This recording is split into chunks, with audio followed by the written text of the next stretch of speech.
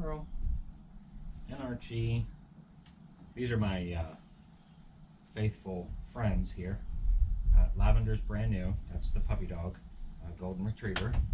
And Archie's been around for about 6 months now, and he was my buddy, and still is, but yet a little upset that Lavender is here. So anyway, well, I said often that when I get old, I want to have a story to tell.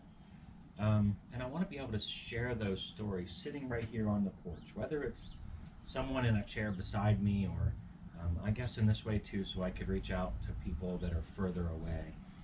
And here it is, spring, not quite spring, we're late winter, early spring. Spring's coming anyway. Snow's all starting to melt. It's time to start thinking about getting those kayaks out, having fun. And I've got a kayak story that I want to share with you. It's really, for me, it meant a lot, and I just happen to have some videos of the story, so I'll post them along with the story. So anyway, here we go.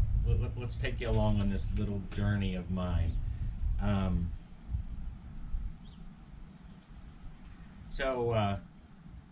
My daughter Emily just moved home about 6 months ago. This story that I'm going to tell you happened almost 2 years ago exactly, just a little bit later, so maybe a year and 9 months maybe. And I had, in that period of 6 years there, I'd really only seen my daughter Emily like maybe 6 or 8 times, for no fault of anybody. 6 or 8 times over that period, maybe a little bit more, maybe a little bit less. The numbers really don't matter, but we got to a place where we were starting to do things together again.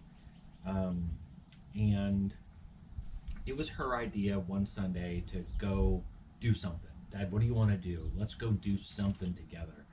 And I had decided, let's go kayaking.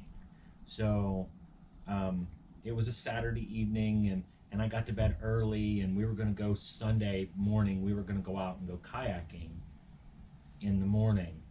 And I just told her, I said, sleep in a little bit if you'd like. It's still early spring, so the mornings are still pretty chilly. Let the sun get up a little bit, and then you send me a text. You send me a text when you're ready to go, and I'll come pick you up. And I've got this old 1971 Mercury, beautiful big boat, red with a ladder rack on it, and 2 big kayaks on top of it.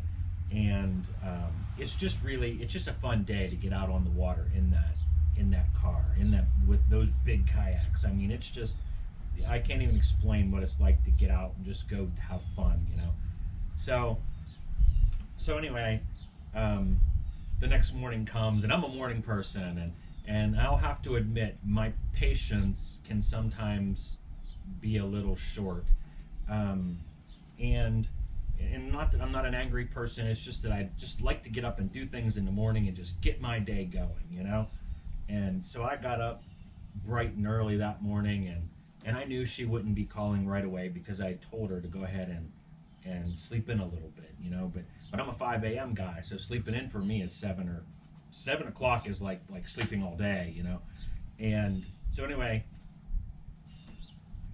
6 o'clock rolls around, and I'm outside doing a little yard work, and 7 o'clock rolls around, and 8 o'clock,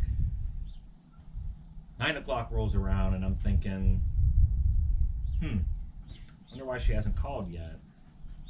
And then 10 o'clock, 11 o'clock, 12 o'clock, and it's not that I'm getting angry, but I'm like, we might not even get to go today, but by that time, for me, my day's over, like the best of me is already spent, and so then 1 o'clock comes, and I get a text, Dad, I'm up, and I'm ready to go. And by that time, I tell you what, it was almost 80 degrees, believe it or not, even though I really had anticipations of going early. It was a beautiful day. I mean, just flat out beautiful. And her and I jumped in the car, and I went down, and and I picked her up, and I took her out to the lake, and I'll tell you what, I was just enjoying myself.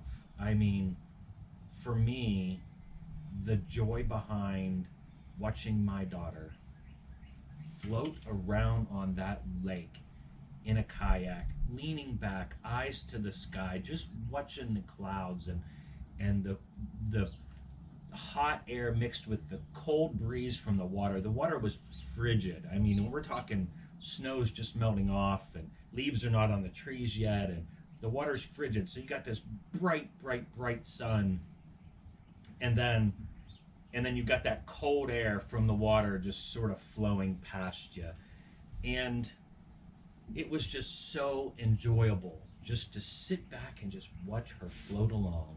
And every once in a while we would float together, and you know, at one point her and I was having a debate. I won't call it an argument, a debate about which way the wind was blowing us. Like, we were debating, like the wind was definitely running west to east, and we were being pushed in that direction. But for some reason her kayak was moving forward as well. Whether it was the build of the kayak or whatever, it was moving forward. So she thought we were going to be more to the north, and I knew we were going to the east. So anyway, we were having this debate about which way we were going. So inadvertently, I keep a GoPro on the front of my kayak, and I kicked it on time lapse just so I could prove to her that she was wrong. And so we're floating along and we're having this little debate, and she was even like talking about like how sturdy are these kayaks, and I tell you what, they are an Old Town PDL, and they weigh 100 pounds or maybe a little bit more, and they're big, and I mean, I can stand on the front of them and fly fish. I mean, they're that sturdy. So they're good kayaks. But anyway, as we float along, Emily says, "Dad, was that a dog I just heard bark?" As she's pointing back to the east, and I'm like, "Maybe I didn't hear a dog." And she was like, "No, seriously, I think I just heard a dog bark." And I'm like, "What do you mean you heard a dog bark?" And she's pointing across the lake where it is miles to the shoreline. And I just don't understand how she's hearing a dog bark coming from that direction. And she's pointing back, and she's pointing back, and pretty soon she says, "Dad, I think I see something blue in the water over there." And the waves are a little choppy. How you doing, Lavender buddy? The waves are a little choppy, and so you can't see what's on the water very well. And then she says to me, she says, "Dad, I think I see a person in the water." And I want to note right now that Emily wears glasses and can't see past the end of her kayak without them.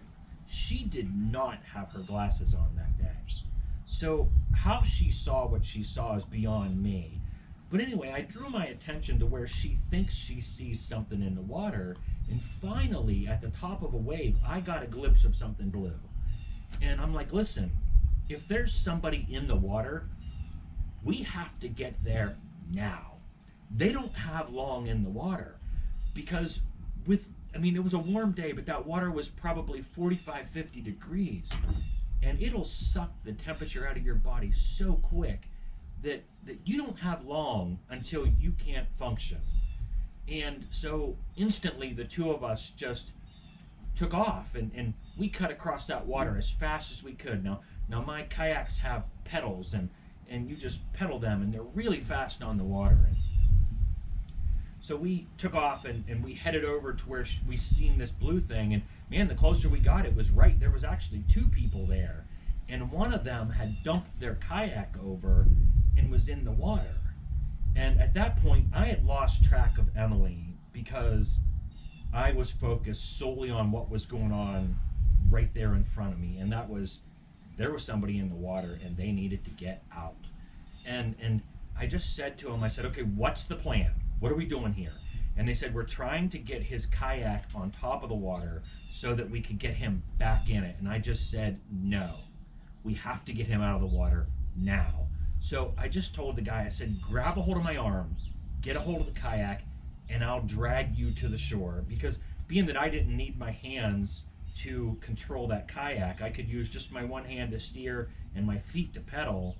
I just thought, you know what, the best thing to do is head towards safety. So I got a hold of his arm and I just started to drag him towards shore. And it seemed like forever getting toward that shore. And at one point, he looked at me and said, listen, I don't know how much longer I can hold on. My body hurts so bad that I feel like I can't hold on anymore. And I just told him, I said, listen,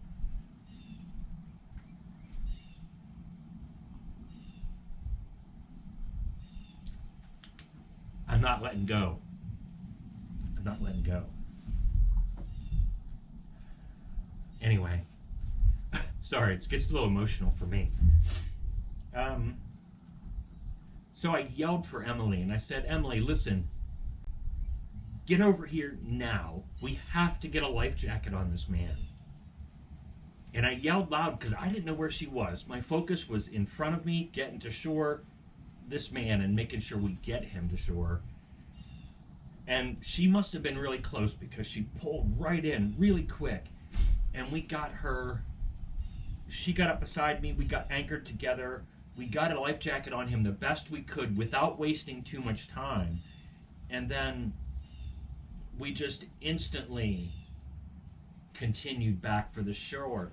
And it was nice because he held on to her kayak and I held on to him so that we wouldn't lose him. And with the two of us working together, we were able to get his body on top of the water, and we were able to move so much faster to get him to shore. And then finally we are coming right up on the shore, you know, with the two of us pulling together, and what a joy it was to see him able to put his feet on the shore and walk as he got up into the sun. And I tell you, the sun was so bright. Within just a minute or so, he was saying, I'm better now. Like it was so nice to just be in the right place at the right time. And strategically, I don't even know this part. So strategically, as we were coming up onto the shore, there were two men fishing, and I noticed instantly that they had crosses on them. And the one man looked at him and said, listen, you need to get on your knees and thank the good Lord. And I can't even explain how true that is, because my day's timing was not bound in that schedule. Like if I had my day laid out, I wasn't there at the lake. I went kayaking in the morning, and chances are it would have been a colder kayak and it wouldn't have been as enjoyable, and Emily probably would have been a little bit of grumpy because I pushed her, and but being that I somehow mustered up the patience to just wait, the timing was perfect. We were exactly where we needed to be, exactly when we needed to be, downwind so Emily could hear this person yell. And we're convinced that that's what it was. He yipped when he hit the water because the water was so cold. And then we were able to at the very least help a cold man out of the water. I like to say God's work will get completed whether we do it or not. If you're not willing to do it, somebody else will. So I believe that if Emily and I are not there to help this man, somebody else is. So I don't like to even say that we saved a life, because I believe that God had a mission for him to be saved, whether it was us or somebody else. But I'm thankful that it was us, and that I got to share that moment with my daughter, whose relationship was kind of rocky at the time. It's not now; it's all fixed. Um, but I'm thankful for that moment.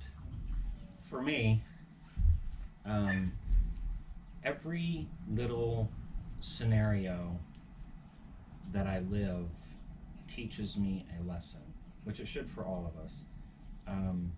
And in this story, I learned patience. Patience to walk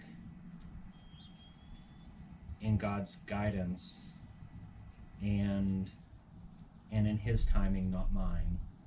Simply because if I would have pushed the things the way I wanted it to go, the story could have ended much differently, or maybe perhaps no story at all. So I think that with this, I look at things a little bit differently. My patience is so much greater, because I always have to ask myself, what if this is where God wants me? So I just want to stay where He wants me, regardless of anything here for me. I just want to stay where He wants me and where He needs me. And I always want to be available for His call. So many people live within their own means.